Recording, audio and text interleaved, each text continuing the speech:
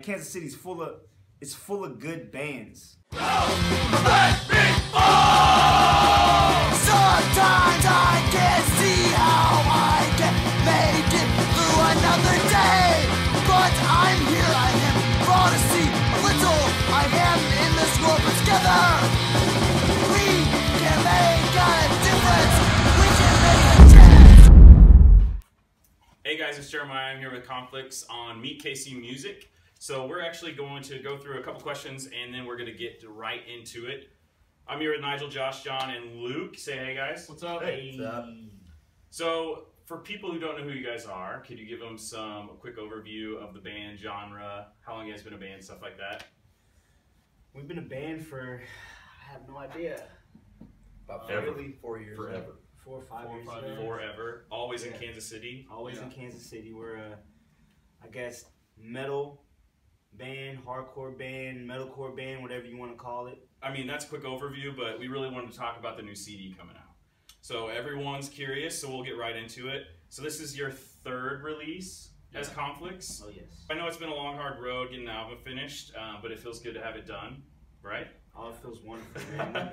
Kind of a relief. We can breathe. Oh, yeah, we've been working real hard on this for, it's been a couple years now that we've been working on it, and Josh Barber did a really good job, and Zach Alvey and Robots, they all killed it on the mixing and mastering and recording, and we're just tired of waiting. God damn it, guys! See, look, edit that out. my stutter, y'all, my stutter. Pause it? No, you're good. Keep rolling.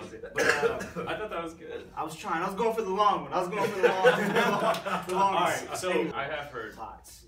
We've talked about that before. Yeah, so he mixed the record. He did a lot of mixing on the record with Josh Barber. And Zach did a lot of recording on it. We recorded at Covenant Studios.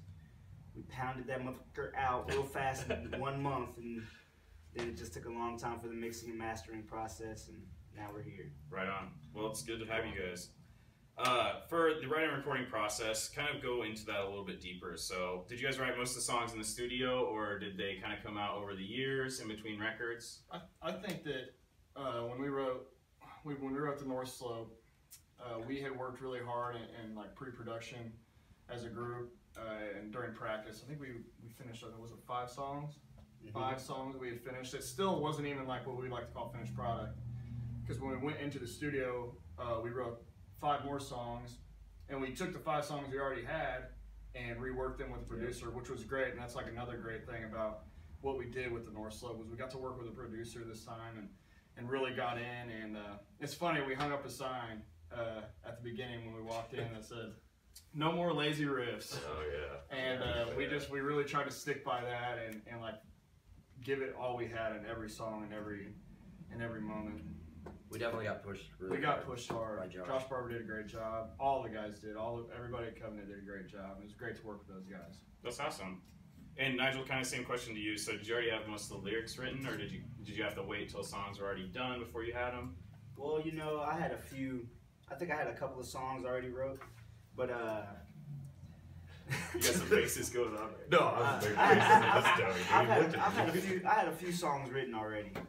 But I just had like certain parts of certain songs that I had been holding on to for a long time and just finding the right places to put those parts. You knew you wanted to use them, just where they go. Yeah, exactly. And then I built off of those. And then that was probably half of the songs. And then on the second half, I did a lot of writing in the studio, and we all collaborated together. We had like writing meetings where we could all put our input into the lyrics, and everybody could throw lyrics down. We would all have a group message where we would try to send cool ideas and cool one-liners and just cool lyrics. So yeah, that's actually kind of unique, because I would think more like lyrics come directly from the vocalist. So you even allowing them to have a voice in the lyrics is cool to me. Luke definitely had the second biggest voice behind that. We all got in on it for sure. That's cool. We all worked great together when it came down to that. And we were stressing. Are you doing any background vocals? I would say I did on the album. And Josh. And Josh did and too. You're on it too? Awesome. We had a spot. I had one and it's gone. It vanished. It got cut. First cut.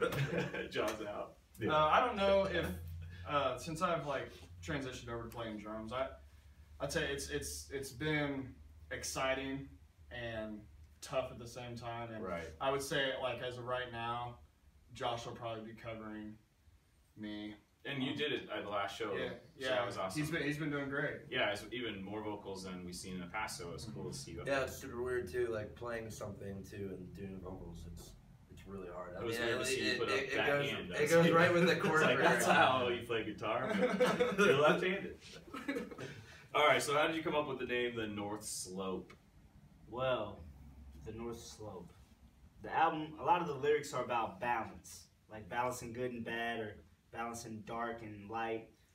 And I guess as our homeboys in Kublai Khan would say, balance is survival and happiness. So I kind of went off of that and yin yang. Yeah. That led me towards yin yang, and the yin in yin yang is the dark side, or the dark space, or the shady place. Kind of roughly defined as. And another kind of definition for it is the North Slope, which the North Slope is like the side of a mountain that doesn't get sun. Yeah, it's the shady side of the shady side of the mountain. And this album kind of focuses a lot more on the dark side of us trying to balance the good and evil within ourselves. Right. You know, so that's kind of where we got the name The North Slope from. Right on. So what can we expect from the new album, and kind of what do you want people to get out of it? And this is a question for everyone. I really just want everybody to feel what we're feeling, like, for real. When we did this record and we made this record, we were waking up every single morning. I mean, at like 10 in the morning? Like, we were both working late. All of us were working late. I mean, he was busting his ass and then coming in at like 1 o'clock in the afternoon. Sometimes, like, we were all just exhausted, and, it really, really did show and, like, reflect through that record for sure. And I really hope that people feel that. Yeah. They can feel the frustration and, like, the anger that we are truly outletting, like, through this music. Wow. Yeah. There's not only is there anger, and there's a ton of positive stuff in the album too. That, like, Completely helps positive, you to keep motivated and driven. And I think, like, what I want people to take from the record is to relate. Like, it's always good to relate. I mean, that's what I feel like I listen to music for, so I can find something to relate to. And if people, like, you don't even have to take the lyrics so much as what they're saying, but, like, metaphorically, and leave it open-ended to where, like, you might think it means this, you might think it means that, and I think that's great. Like, to keep it diverse. It can apply to any different person at any point in their life. What I want people to take from the record is just what we kind of always wanted people to take from our music, because the record we've kind of been talking about the same thing since we've been a band, because that's what a lot of bands do. Is we've just been saying it in different ways and elaborating more on different things in each record. Yeah. So, I want people to take positivity and finding peace of mind in their own self, and knowing that when life is shitty, that doesn't mean the whole rest of your life is going to be shitty, and just really knowing that, the underdog can, people, if you stick with something, if you're passionate about it, if you're aggressive about it, then you can make it happen. And then, so what one song sticks out to you as the mosh of all mosh?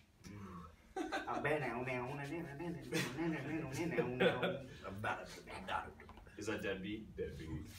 Yes. Who knew? Yeah.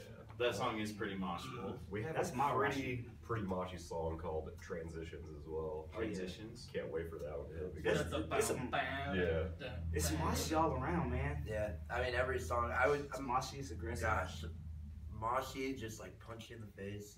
Probably, It's moshy and probably fast. the first song on the CD is called The Wayfarer, and that song definitely, I mean, it picks up, it gets pretty fast, but then it just drops and it just Yeah, I think fucking hits you in the face. The Wayfarer, I think that song, like, hits on every kind of style that we've always does. used in our band. And that's the first song that we sat down That and was. wrote for this record. I And mean, that's it. for The this first whole song on the record, that was the first Yeah. one that we sat down and wrote. It's Yeah. kind of weird how that happens. Like, I've had that experience too, where the first song you come out with, like when you're in the writing process, and then you're like, that was almost my favorite song. And that was Yeah. the first one to come out. And I think it's just because you're so built up. Like you almost have so many cool riffs and so many cool lyrics and everything just dumping in, and then it's like now we have to base everything off this song, and it makes it hard sometimes, but at the same time it's cool because it's like we cranked that set song the out bar. pretty quick. Yeah, we did. We wrote that in about a day, I think. You had your little wireless guitar. We were sitting outside. It was really nice out that day. And Yeah, he just that's came right. out with that opening riff, and I was like, let's get in. I was like, I'm feeling that. Let's do it. And most of this whole record we wrote all together. Like That's it wasn't awesome. like John would go home and write a billion riffs and then send them over or come bring them to us, but we would just get all together and start writing. We just had we had a really good time now. There's occasional riffs where something was written when one person was there, or sure. vice versa, you know. But Well, you can't go that fast without doing that. You know, But well, I mean- and we were really lucky to do the album too, like by home, so like everybody could do the regular Right. life and Yeah. stuff like that still. So you know, people were at work and stuff like that, and they'd fly to the studio and then Use voice memos ever. Oh yeah. Oh my god! I don't know how many times It's a savior. I'd be driving in the truck at work, and then I like come up this riff, and I just Yeah. record it on my phone. I send it over to John. And, well, I know when we were writing the album, like every musician knows how like writer's block is, but whenever you get that one riff, like we said on the Wayfarer, the intro riff, man, shit just comes together. Yeah. You know, it's like you can crank that song and keep moving. It's not like you're forcing it. Yeah. And I feel like that's how a lot of our songs worked out. Like we would get a start, And then it would flow. it would just flow. Yeah. We get to the end and then we time them. We're like, is that? Damn, really, a minute and a half in. Oh, fuck. I know. We got to make it to 3 minutes, guys. we had the whiteboard. We had a whiteboard with like gridded out, and we would actually write what part of the song we were gonna do until we just gridded out the entire song. Verse, chorus, breakdown, bridge. So we verse, go from the chorus. breakdown back to the da-na-na, back to the gonna, back to the Yeah. da-na-na, just like back to the breakdown. If a stranger walked in, you fret could numbers not read that listed, 1, whiteboard. 5, 2. Oh, where the riff starts. Yeah. That's awesome. Bigger question. Based on your track record, do you think the next album will be coming out in 2020? Oh. Roasted. Most likely, yes. Ouch. 2020 seems right. Nah, we're gonna try to. Hopefully, all we of can our start writing kids are soon. gonna take over and do There that. we go. Yeah, That's true. Exactly. Now, hopefully, we'll start writing. Me I'm and ready John to start kinda writing been now. Yeah, you guys have already been kind of writing. So. Yeah, because Come I on, guess it's chords. the CD's been done for a bit. Oh, yeah. So it's already like you're just waiting for it to Mhm. come. Yeah, and we're kind of like more or less focused on getting the CD down. So when Yeah. March 4th rolls around, Right. we can be locked in. You know, it's gonna be a good time. Nice transition because now we're going to talk about the CD release show. So We got out of that last question pretty easy. All right, so we know the date, but give us some more details. So like the location, all the other bands playing, start time, costs, stuff like that. March 4th, Yep. 7 p.m. 34, Rock and roll. Sedlick, Chaboys, Death and roll. Death and Roll. Okay, we got our homeboys in 40 Fathoms from Denver, Drink and roll. Colorado. Drinking what? Drink and roll. Drink and roll. Yep. We got our boys in Everything in Slow Motion. Dad, Okay. dad and roll. Dad Face and roll. down. Yeah, face down and roll. Face down and roll. And then I guess that's then us. Nice. Big headliner. Yeah. It Selling is- that place It's out. a big day for us. Oh, it's at Davies Davies Uptown. Uptown. Davies Uptown Theater. You probably would have 30 something, 40 something. on Main. Main. Yeah. And how much? $10. Nice. 10 bananas. We're doing a lot of giveaways too on our event page, so I shouldn't mention that at this moment because you're Oh, you're good. We could even talk about that. So we'll actually be giving away a couple tickets to the show. So you just got to stick around to the end of the video, and we'll tell you how you have a chance to win those. If anyone's ever been to a Conflict show, they know that there's going to be no merch. Woo! That's a lie. Oh, that is Except, a lie. I heard that you're coming out with a bunch of new designs for this show. Oh yeah, we'll have a few new designs. Some t-shirts, Oh of yeah, course some a CD. t-shirts. Yeah. Of course, a CD. Right on. Trying to hopefully get like maybe some patches or something. Posters. Pretty cool. Some posters. Something to throw in. Mhm. All right, so hey, we're actually going to do something a little different. So we're going to split up and we're going to do some individual questions. So we'll be right back.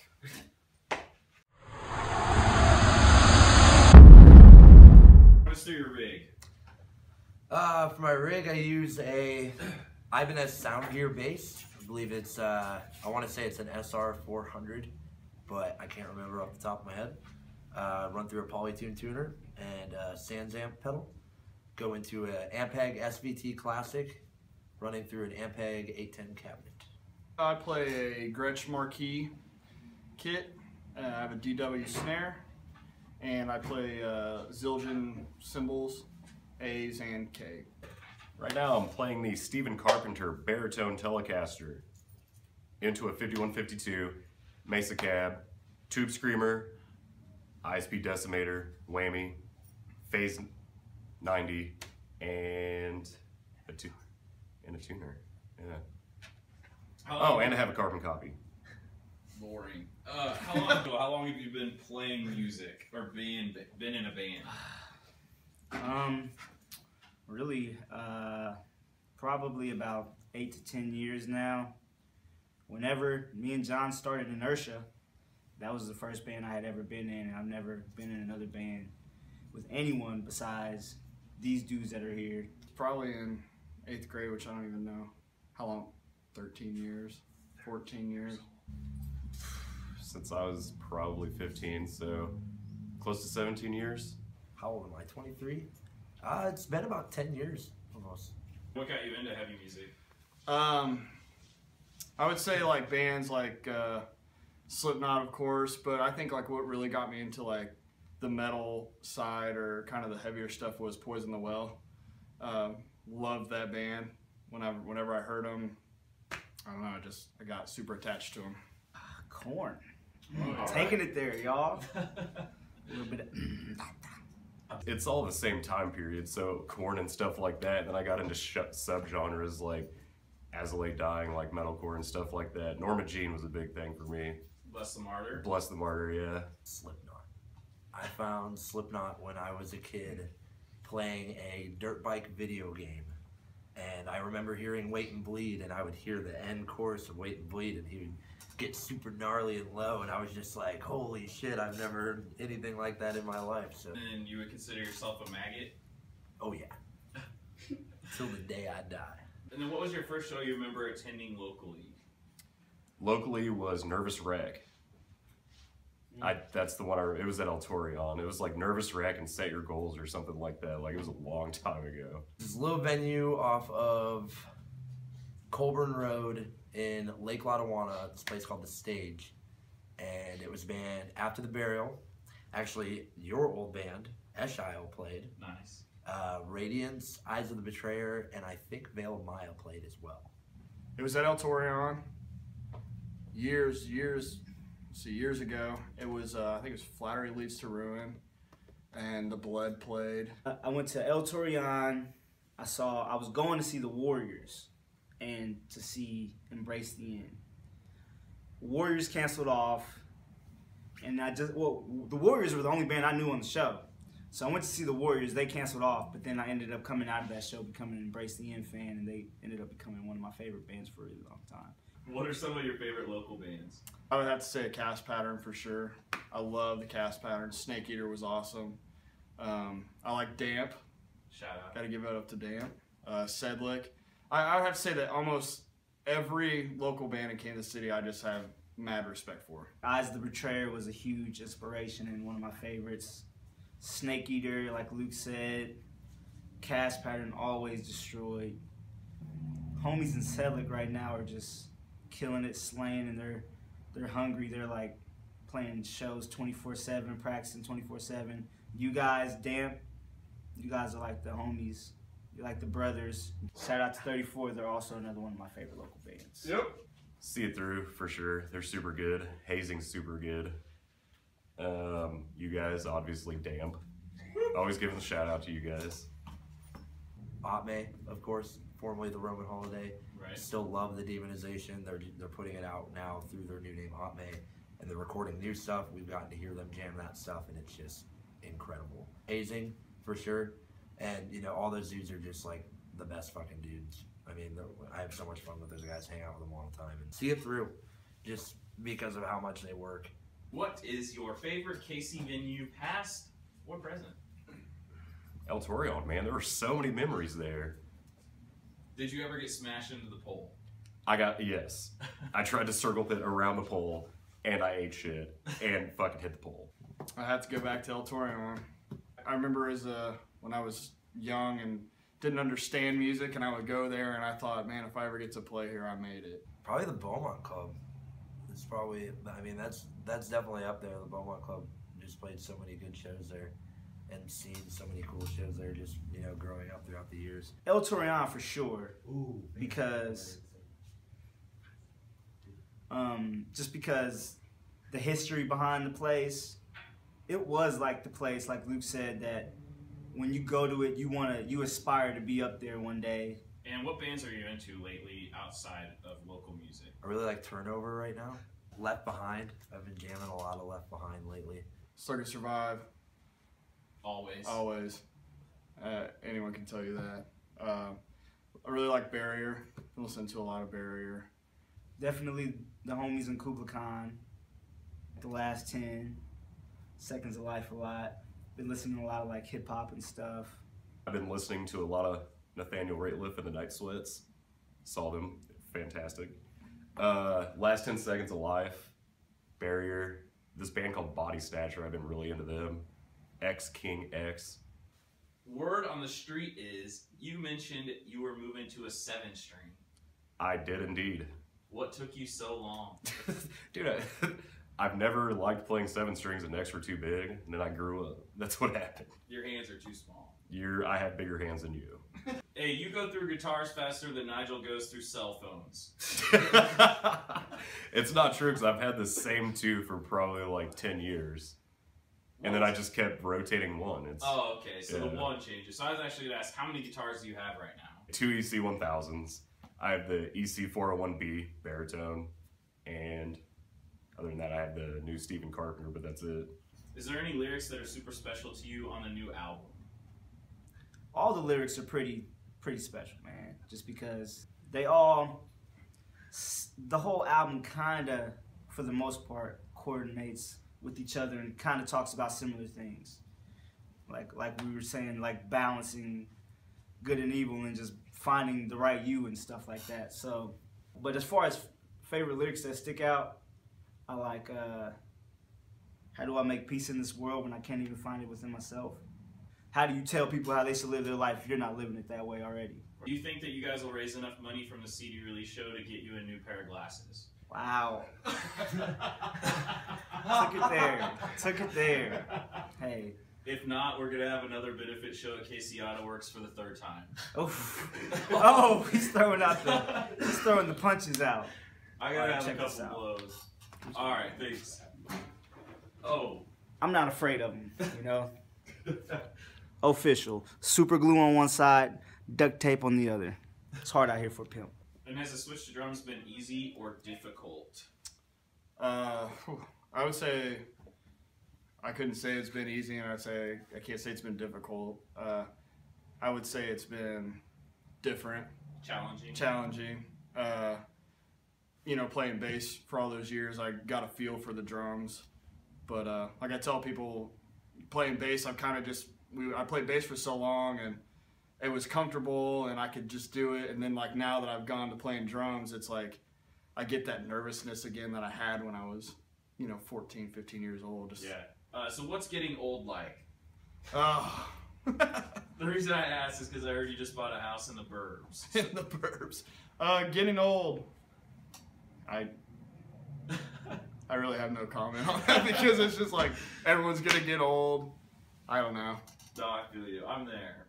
And then my last question, well, I guess second to last question is, are you joining the Dad Club anytime soon? Oh man, my father has asked me that a million times. So has my brother. So I'm no comment on that either. Yes. So how is it playing bass compared to guitar? I know you kind of touched on it earlier, but it's cool. There's pros and cons to both, honestly.